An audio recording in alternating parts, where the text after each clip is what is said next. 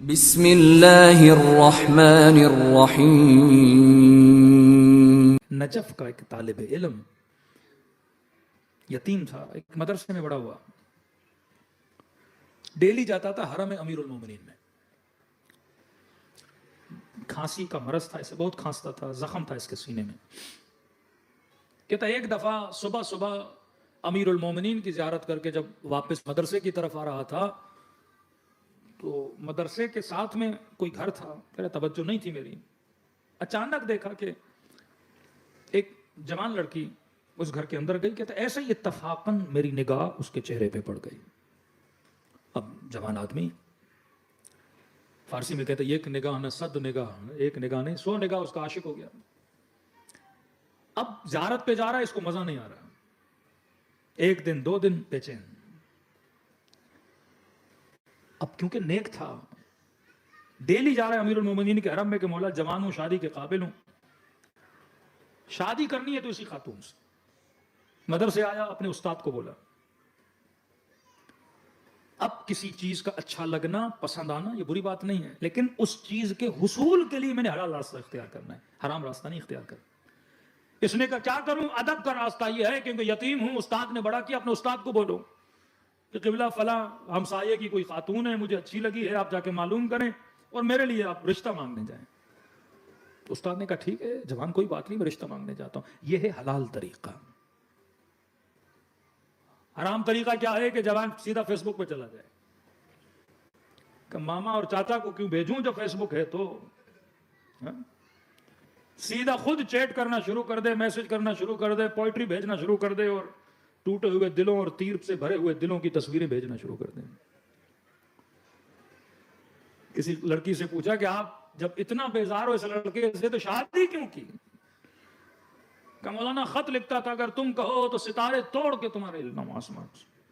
ایسے ایسے خط لکھتا تھا، مجھے پاگل کر دیا تھا اس نے۔ کبھی کہتا تھا چاند توڑ کے لاؤں، کبھی کہتا تھا ستارے۔ میں نے کہا عقل تھی کہ نہیں؟ چاند لاتا نہ تم بچتی نہ یہ بچتا۔ اور سوچا بھی تو کرو کہ ایک بندہ دعویٰ کر رہا ہے، وہ کر بھی سکتا ہے کہ نہیں۔ حضرت سلیمان کا ایک واقعہ ذہن میں ہے، صلوات پڑھے محمد و آل محمد۔ بڑا پیارا واقعہ ہے حضرت سلیمان کا۔ کہتے ہیں نبی سلیمان ایک جگہ سے گزر رہے تھے۔ حضرت سلیمان کے لیے مشہور ہے، وہ چوٹیوں سے باتیں کرتے تھے، پرندوں سے باتیں کرتے تھے، اللہ نے یہ صلاحیت دی تھی۔ تو نبی سلیمان فرماتے ایک جگہ سے گزر رہے تھے، ایک چڑیا اور ایک چڑا، پتہ نہیں اس کے نر کو کیا بولیں گے، تو ایک چڑیا اور ایک چڑا یہ آپس میں باتیں کر رہے تھے، اور نبی سلیمان گزرتے گزرتے ان کی باتوں کو انہوں نے سن لیا۔ اب چڑا کوشش کر رہا تھا کہ چڑیا کو راضی کرے، اور اسے کہہ رہا تھا کہ میں تم سے اتنا پیار کرتا ہوں، راضی ہو جاؤ، اتنا پیار کرتا ہوں، شادی کر لے مجھ سے۔ وہ راضی نہیں ہو رہی تھی، اور حضرت سلیمان رکے کیوں؟ اس کے اس جملے کی وجہ سے۔ اس نے چڑیا کو بولا کہ اگر تم راضی ہو جاؤ میں تمہارے لیے تخت سلیمان کو لا کے یہاں رکھ دوں۔ کہتے یہ جملہ سنا تو حضرت سلیمان رک گئے۔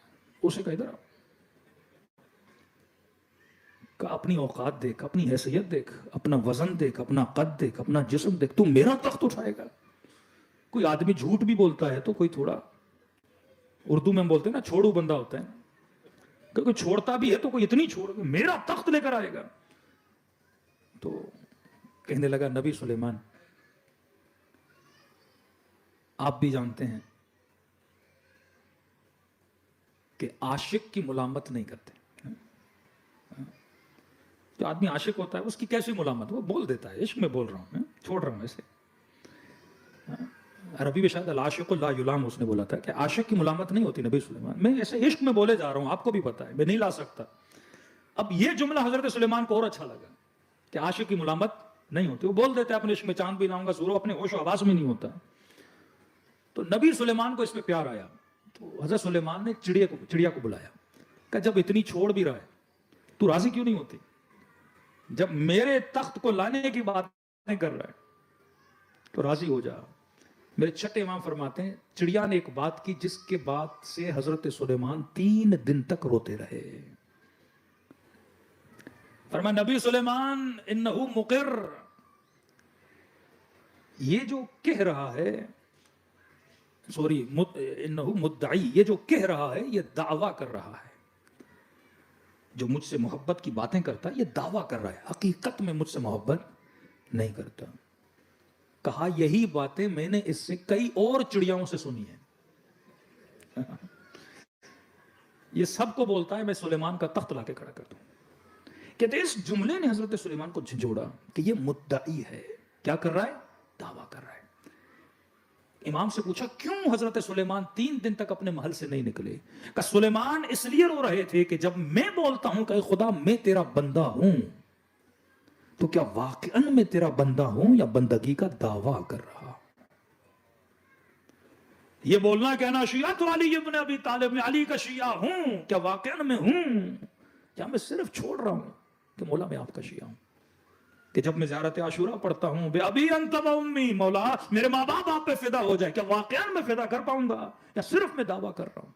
میرے بچے آپ پہ قربان، بے نفسی انت، کیا میں دعویٰ کر رہا ہوں یا واقعاً میں اپنے مولا پہ یہ چیزیں قربان کروں گا؟ فرمایا اسی مدعی ہونے پہ سوچ کے کہ واقعاً ہم خدا سے جو عشق کے دعوے کرتے ہیں واقعاً وہ سچے ہیں یا ہم جھوٹ بول رہے ہیں.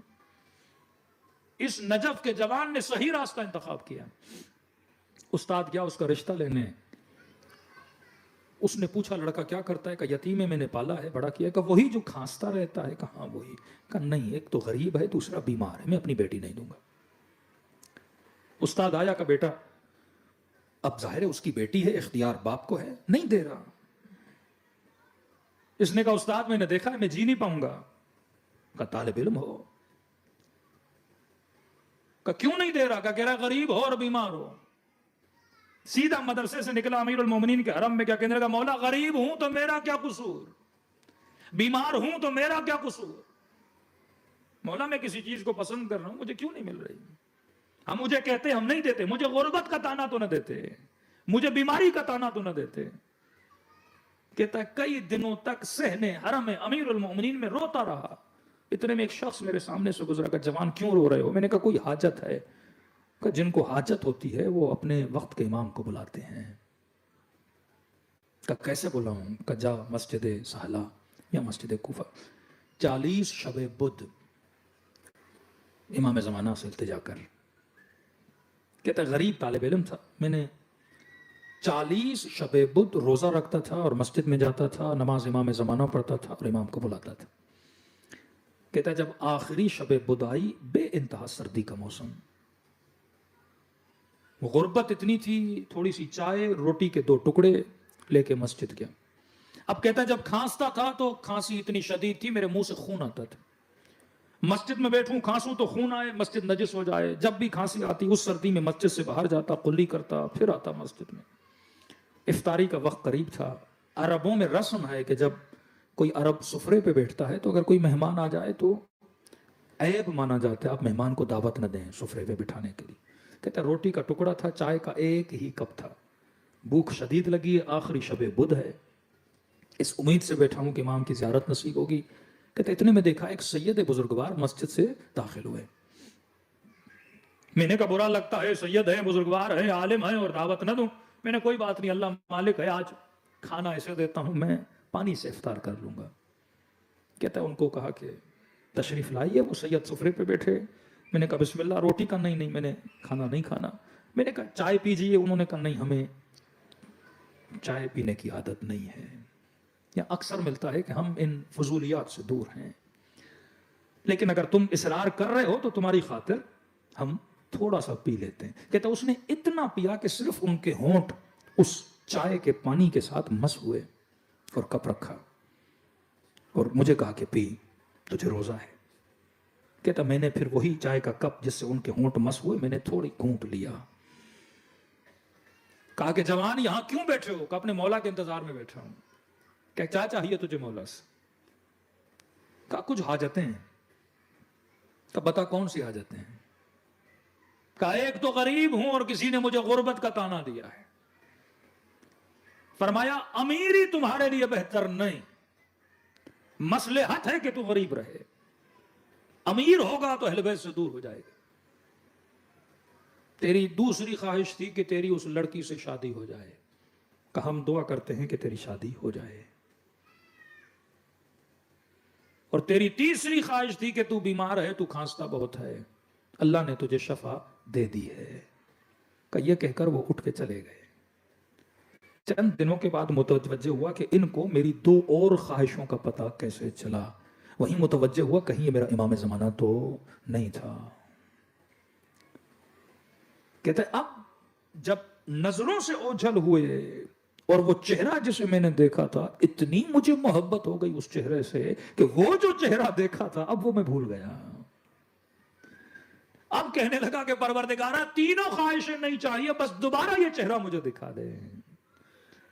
شدید تھا نا وہ حسن میں، محبت میں. اب کہتا ہے دل اس کی طرف راغب ہو گیا. میں نے کہا کچھ بھی نہیں چاہیے.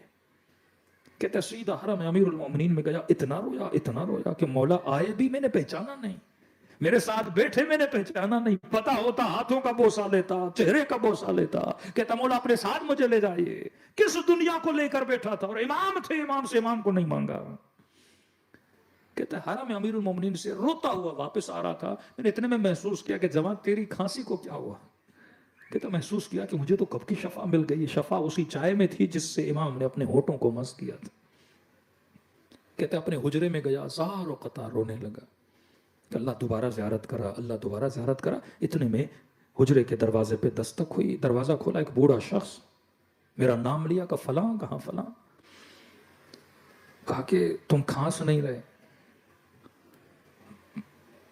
کہا کہ اس امام نے شفا دی ہے جو مریضوں کو شفا دیتا ہے. کہا آپ ہیں کون؟ کہ میں اسی بچی کا باپ ہوں جس کا رشتہ تم نے بھیجا تھا. کل اپنے استاد کے ساتھ آنا، میری بیٹی کا رشتہ لے کر جانا. میں نے کہا کیا ہوا؟ پہلے جواب دیا، اب خود آئے ہو رشتہ دینے کے لیے. اور رو کے کہنے لگا جوان آج کے بعد میری شکایت امام زمانہ کے ساتھ نہ کرنا. چیزوں کو اگر حلال کے ذریعے سے انسان حاصل کرنا چاہے، یہ دعا کس لیے ہے؟ دروازے راز و نیاز کس لیے ہے؟ نماز حاجت کس لیے ہے؟ دعائے توسل کس لیے ہے؟ یہ اسی لیے ہے کہ انسان اگر کوئی حلال چیز مانگتا ہے تو خدا سے تمنا کرے. حرام کی کبھی دعا نہ مانگا کرو کہ خدا مجھے وہ نصیب فرما جو میرے حق میں بہتر ہو، مجھے وہ عطا فرما جو کبھی مجھے تجھ سے دور نہ کرے.